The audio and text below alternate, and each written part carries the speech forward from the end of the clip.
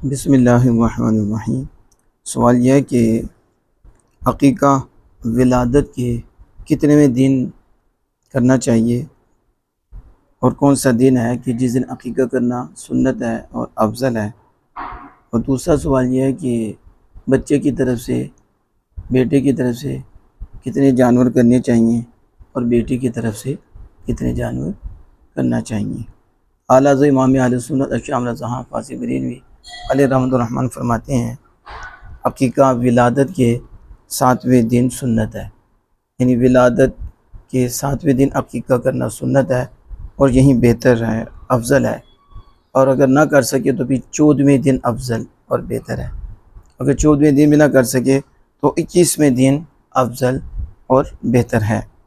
پھر اعلیٰ حضرت فرماتے ہیں کہ بچے کے عقیقے میں 2 جانور افضل ہیں۔ یہ ذرا توجہ سے سماعت فرمائیں کہ بچے کے عقیقے میں 2 جانور بہتر ہیں اور 1 بھی کافی ہے۔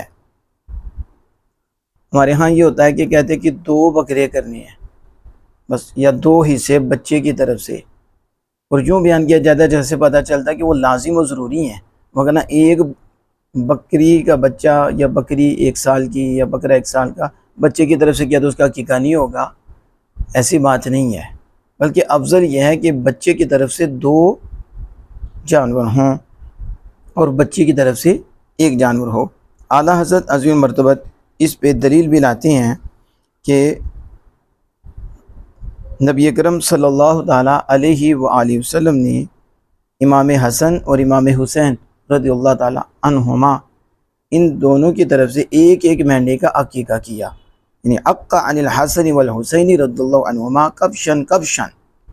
تو نبی اکرم صلی اللہ علیہ وسلم نے امام حسن امام حسین رضی اللہ تعالیٰ عنہما ان دونوں کی طرف سے 1 مہینہ کیا۔ اس سے پتہ چلا کہ 1 مینڈا اور 1 بکرا کافی ہے، اور اگر 2 کرے تو بہتر ہے۔ واللہ تعالیٰ عالم بالصواب۔